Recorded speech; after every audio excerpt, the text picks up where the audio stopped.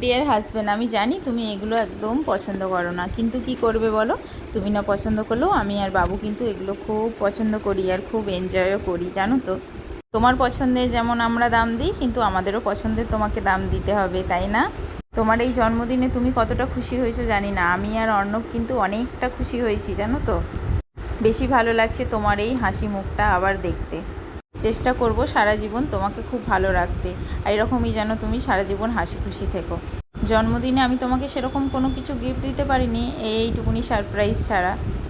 সকালে স্নান টান সেরে মন্দিরে গিয়েছিলাম, ঠাকুরের কাছে প্রার্থনা করেছি তুমি যেন সারা জীবন এরকমভাবেই সুন্দরভাবে জীবন কাটাও। আর আমি আর বাবু তো সব সময় তোমার সাথে আছি। আমি তো তোমাকে কোনো গিফট দিতে পারলাম না, কিন্তু অর্ণব কিন্তু বলেছে জানো তো, তোমাকে ও বড় হলে অনেক দামি একটা গিফট কিনে দেবে। তো দিক না দিক, এই যে এই বয়সে বলেছে না, এটাই অনেক তোমার জন্য।